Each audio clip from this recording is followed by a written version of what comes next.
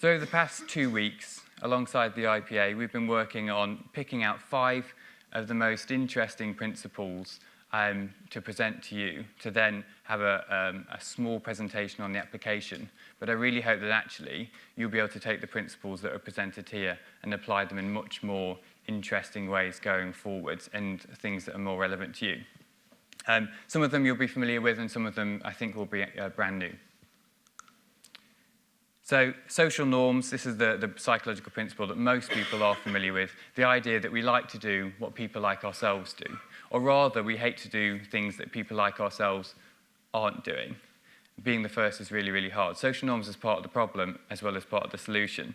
So the idea here that actually our brains don't make decisions in isolation. We use other people's brains to help our decision making for us. It makes us feel safe for doing something if other people are doing it.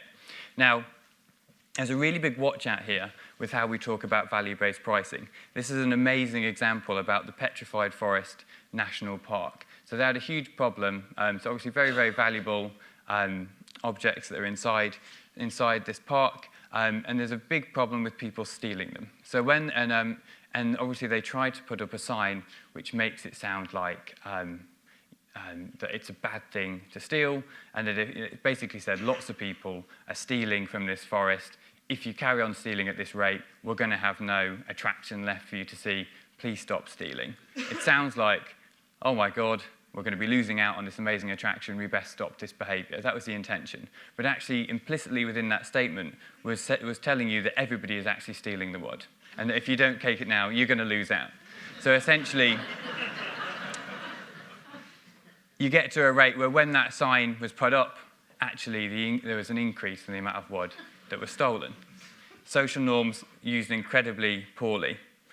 You need to point out the behaviour, the desired behaviour, not the behaviour you want to stop. You've got to point the social norm in the right way.